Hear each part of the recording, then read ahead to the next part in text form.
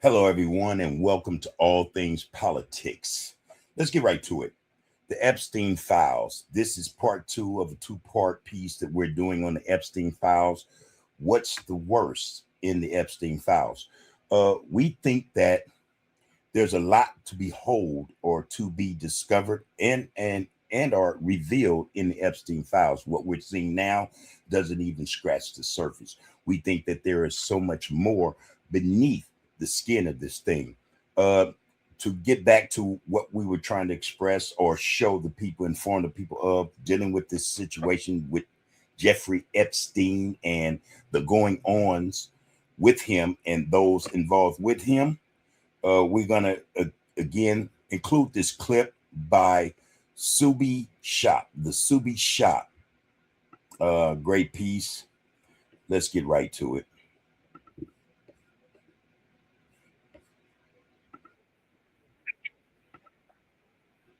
Islands, aircrafts, and elite networks place them beyond the reach of law. When actors who move this way intersect with systems tested on African children, security is not optional. Jeffrey Epstein's bank account was called Baal, the ancient Canaanite deity which people had sacrificed their children to.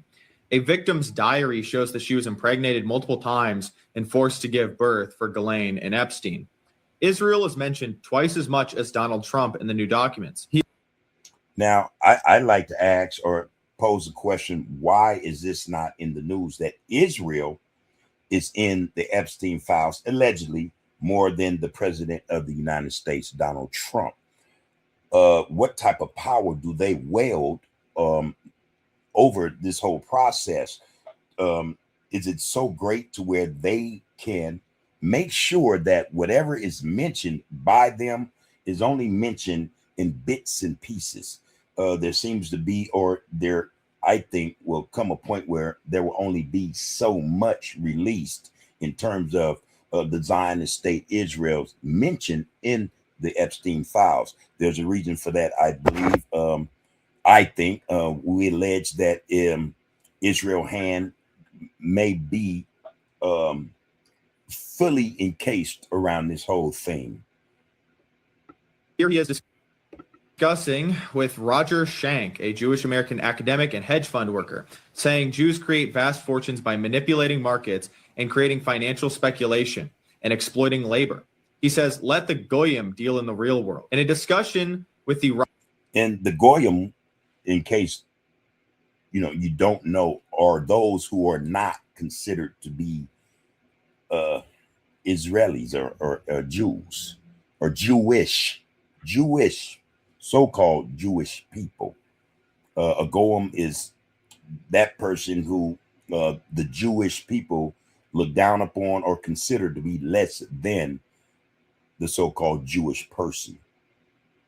Rothschild family. Epstein says if they overthrew the Ukrainian government, there would be great opportunities. The Rothschild family paid Epstein $25 million for certain algorithms. While talking to Peggy Seigel, August 7th of 2010, she asks if an event is going to be 100% Jewish. He says, no, they'll have Goyim in abundance. But don't worry, they're just brilliant wasps from JP Morgan. Joshua Finkelstein, BlackRock's Larry Finkelstein's son, is accused of not having any respect for non-Jews. Listen to the names. Listen to the names. These people who are allegedly involved, they're connected to a power none of us could fathom or really truly understand. You'd have to use your imagination, let it run wild with you. I advise that you let it run wild with you. Just let it go. Them as not human. This is from his ex-girlfriend, Svetlana. He pressures her to have an abortion. In 2017, Epstein has a conversation talking about if you want to hire the best people, you have to hire only Jews. Only hire those who can prove they are genetically Jewish. Maria Farmer, one of the first victims to come out and name Epstein. I wasn't allowed to go get food. And when I called Ghislaine and asked why I couldn't eat there, she said, it's a Jewish country club. You're not Jewish. They're not going to serve you. They, honest to God. Wow. Then what does that mean? Discrimination? Those things that Black people are honestly aware of, have experienced, segregation, discrimination, things of that nature. those um, those things, those policies are still in place. They're in full effect. A lot of people don't understand that apartheid exists in what they call Israel. And actually, not just there. There are other locations around the world where apartheid and what blacks are known to call it here, Jim Crow, segregationist type policies exist. If you're not a certain so-called ethnic group, then you have no access to those things that um, offer certain privileges or services to, if you're not of that ethnicity. Um, the Europeans have had this type of program in place for a long time, and make no mistake about it. Allegedly, the Jewish people are Europeans, excuse me, and nothing more. Think their DNA is better than everybody else. Said that their operation was motivated by Jewish supremacy. So it's deeply troubling that references to occultic and cult belief systems appear repeatedly throughout the Epstein files. Whether one believes in the spiritual reality of Baal or the occult practices is actually beside the point here. What matters is the repeated appearance of the same language, symbols, and religious references around Epstein. And this is why I say, allow your mind to wander. Allow it to just open up and think of not just possibilities, but probabilities, which are more important. Again, I think, and I agree with the host here, that a lot of it, is for distraction purposes. The occult thing and all this, the sex exploits or the epic sexual parties, even human trafficking. All this stuff, I think, is a distraction to keep us from focusing on what's really behind the scenes. The Epstein files, trust and know that there are files related to the Epstein files that will probably never get wind of or will be revealed to us. A man with extraordinary access to leaders around the world. You see, names, symbols, and language reflect worldview.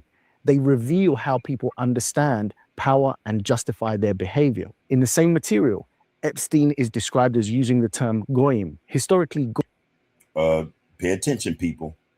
Goyim, meaning English. Goyim is singular. Goy is a Hebrew or Yiddish term for non-Jewish people or Gentiles. All right. And you notice it didn't say non-Jew. It says non-Jewish, ISH. The etymology and evolution, biblical Hebrew, the word goy literally means nation. In the Hebrew Bible, it is used to describe both the nation of Israel, Goy Kodash, or holy nation, and other nations. Post-biblical development over time, particularly during the Hellenistic and Roman periods, the term evolved to specifically denote non-Jew, all right, as a way to distinguish the Jewish community from the surrounding nations. Yiddish influence adopted into Yiddish, goy became the standard colloquial word for a Gentile. Education right there, people. goy, the Hebrew word, means nation or people. In supremacist contexts, however, it is widely understood to be used to describe outsiders or non-Jews in a dehumanizing way. In the correspondence discussed, the term reflects an elitist worldview in which some people are seen to be superior and others are simply tools for that superior class to rule. Africa has already suffered under supremacist ideologies for decades. Colonialism and I think that you didn't say that correctly. For decades? No, for centuries. For centuries. apartheid were both built on the belief that some people were lesser than others. Any worldview dividing humanity in superior and inferior categories is something Africa cannot afford to encounter ever again, especially through modern systems like digital ID and data control. And I think it's important to be precise here. Zionism is a political ideology, while the term Jewish simply refers to a religion and a people's identity. They are not the same thing. So when you hear the word Theodore Herzl mentioned by Whitney Webb, the truth is that he is a Zionist, and that is a historical fact. There you go. Again, a little education for the people. All right.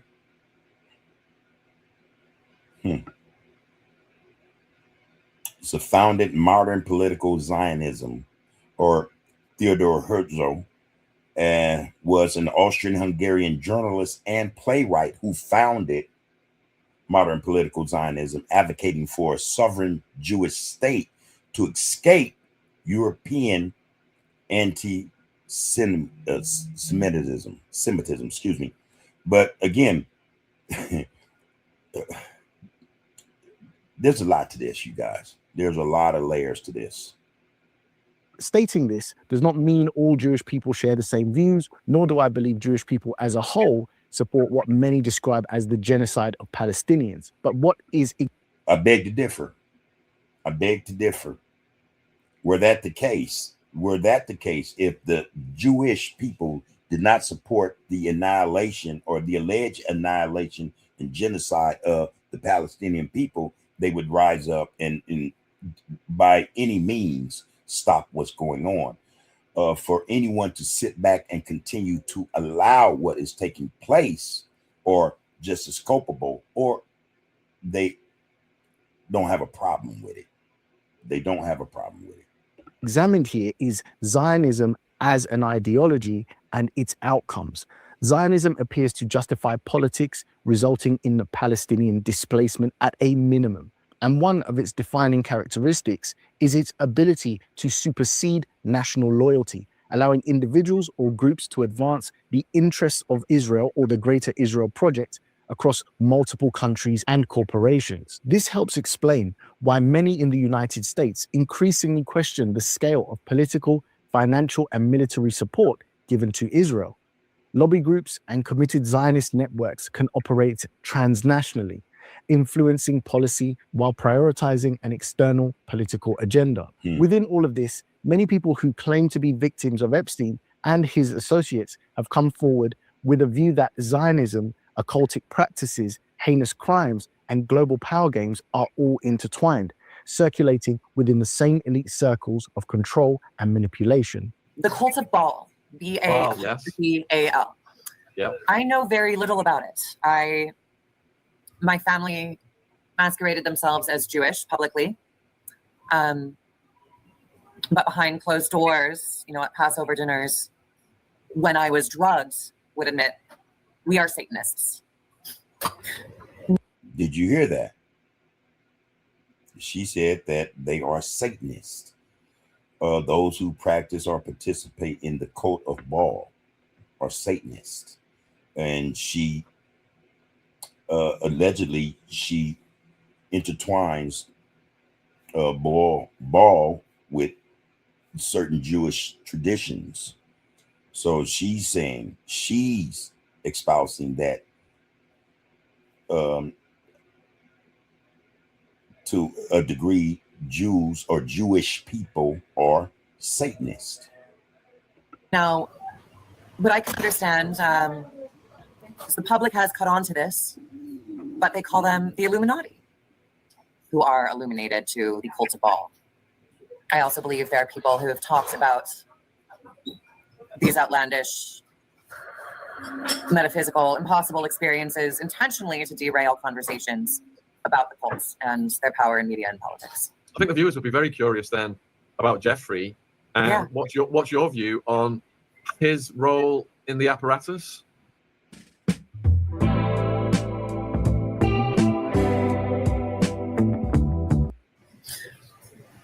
My understanding is that he, I met him in Aspen in 2007, and that was a reintroduction. My father said, "Hey, remember your Uncle Jeffrey?" And Jeffrey said, "Hey, Anya, it's great to see you again." Jelaine was there. What they told me was that Jeffrey worked for Stephen. And as I said, he is guilty for what he did to those teenage girls here in New York City and down in Florida, and on St. Andrews. But I do not believe he was in charge of orchestrating what has been going on in our family for generations. That's the point that all things politics 26 want to stress, that we allege, or it is alleged, that Jeffrey Epstein is just a figurehead. He is not the head of the snake. There's a lot more going on, and he's not the guy. With my experiences, I believe he wanted to talk more about the other parties involved. And I know he didn't kill himself. I'm not sure whether they let him go and get plastic surgery and flee the country, or if they did kill him. Oh, shit. Sorry about that, people. But that is the assumption now. It is now being alleged that Jeffrey Epstein did not kill himself, is not dead, and was whisked away from his jail cell in a lone van to wherever he may be. Again, this is all alleged, but it is coming out that Jeffrey Epstein is not dead, did not commit suicide, and was whisked away to some unknown location. But I do believe he was a pawn, and that his story blew up in the media to keep people from looking beyond him. And that is our position. But we don't think that Jeffrey Epstein is a pawn. He was just part of an organization. He was part of a machine that's, for lack of a better term, that's been in place, has been running for a very, very long period of time. And of course, Jeffrey Epstein is not the face of what will possibly or probably come out. He's just a figurehead. He's just one person amongst many who do the work or the deeds of those in power who don't want to, soil their hands, so to speak. If Jeffrey was the one villain in charge of it, then, oh, he's dead, it's all over, everything's good now. And that leaves my father free to continue 3-year-olds and running Viacom from behind a veil while his paralegal runs his divorce practice, as he bragged about to me growing up. So you're saying that Jeffrey wasn't involved in the full-on occult practices. He was just part of a machine, and then they just used him to make an example out of? He was involved in the full-on occult practices, but not necessarily of his own volition. So that's the point, and that is what's being alleged. You will start to hear this more in the news. Jeffrey Epstein is not the head of the snake. He was just a person who knew how to delegate things and kept that machine running. That was his job, and it was his job based upon those individuals who were named, Rothschild, so on and so forth, who hired him to do their bidding. More than anything, he was probably initiated into this thing because if that's part of the culture, then they vet who they want in, and they don't allow those they don't, be they Goyas or so-called Jewish people. the woman giving her testimony in that clip is Anya Wick, who describes her experience of what she believes is an occultic system involving elite networks. She claims to be the daughter of Sumner Redstone, the media billionaire known for building Look at that guy. Yeah, I mean, though he looks old and decrepit, there's something about his eyes and saying he's trying to figure out a way to keep living. Experimentation in his mind is something that's needed so that he can prolong his life. He just has that look.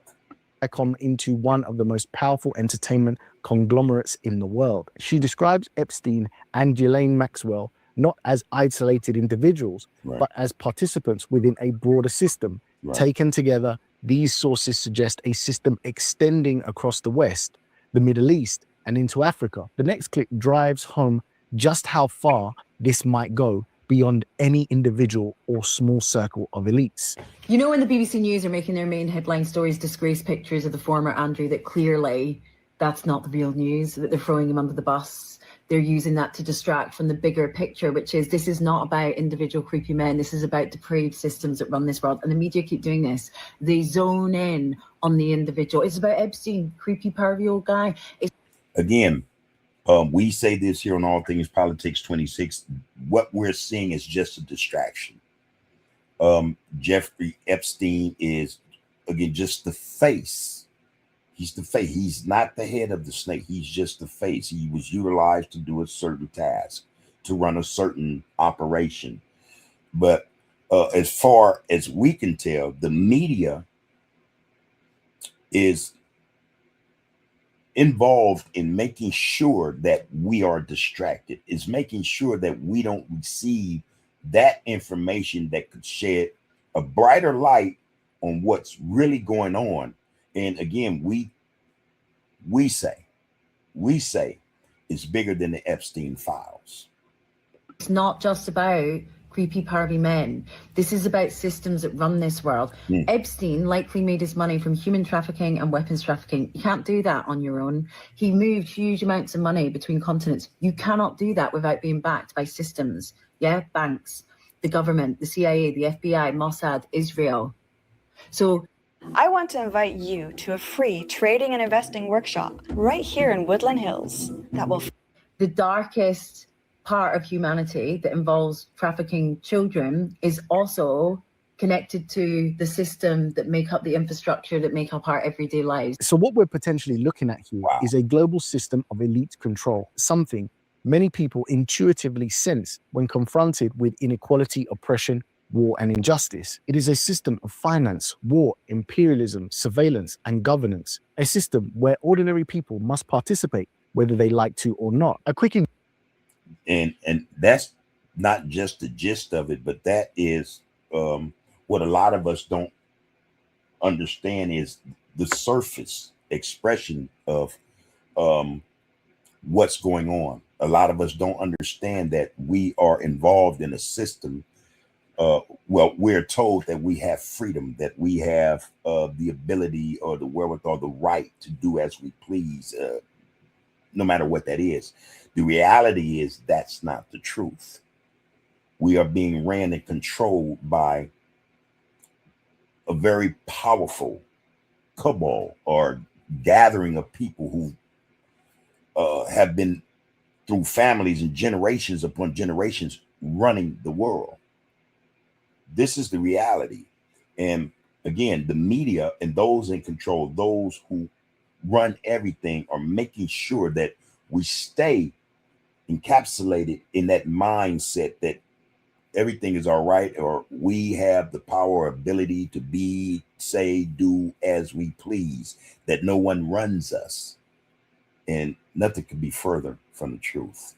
Example of a system like this that you and I both participate in is the system around your mobile phone. You see, our devices all contain cobalt, and 80% of the world's cobalt comes from the Democratic Republic of Congo, which means simply by owning a mobile phone, a laptop, a tablet, a television, you are participating in a system which we can all say at the very least is a very dirty and murky system that causes a lot of suffering for a lot of people, particularly in that region of the world. You may not want to participate in it, but then you must make the decision to get rid of all of your tech devices, and then you would essentially live outside a system of modernity. Or what they call off the grid. And for whatever reason, if you really think about it, this is something, a system that those in power, those in control do not want to happen or occur. Every year, though, more and more people are going off the grid. You know, I think that the more we become awake and aware, conscious of what's really going on in the world, the more we will make individual choices as that pertain to our involvement in a system that is actually working against us, that keeps us enslaved. In fact, without such a system, you might not be able to even have a bank account, pay for goods, participate in all the things that you need to participate in for your economic survival. And this is just a system of control through devices. The idea of a full infrastructure, a system of control, such like that of Pax Judaica, would have you completely without choice, having to participate in a system that you cannot opt out of, whether you like the ethics of it or not. And that's where the mark of the beast comes in at. In order for you to survive, to live, or to eat, to rent, to have, to buy, you have to have this mark, this chip. It's in full effect. I think, and we think here, that this system in place is devised to corral, to herd us into this system where we have no choice. Either we become a part of it or we cease to exist.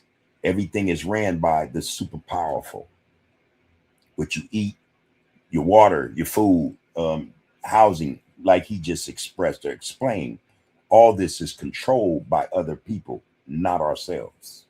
Africa sits at a dangerous intersection here. It has immense potential, but has been deliberately weakened by history, making it attractive for testing new forms of control with minimal resistance. Okay, and we'll leave it right there. Great piece. I think that was a great piece. I appreciate the Subi Shop for doing that piece. Something to think about. It's something to think about, though, to the extent where once we get it in our brains that we have to start analyzing, and not just analyzing, but involving ourselves in those things that we know to be, or we think to be, suspect. Until we do such a thing, in terms of, again, involving ourselves, we'll continue to be misled, to be controlled, and to be considered less than those who have everything we desire or we want. This is All Things Politics 26. Please like, share, comment, and subscribe to this channel in order for us to continue to bring you the news or information of all things politics around the world and in your backyard. Hit that notification button. Take care of yourself and each other.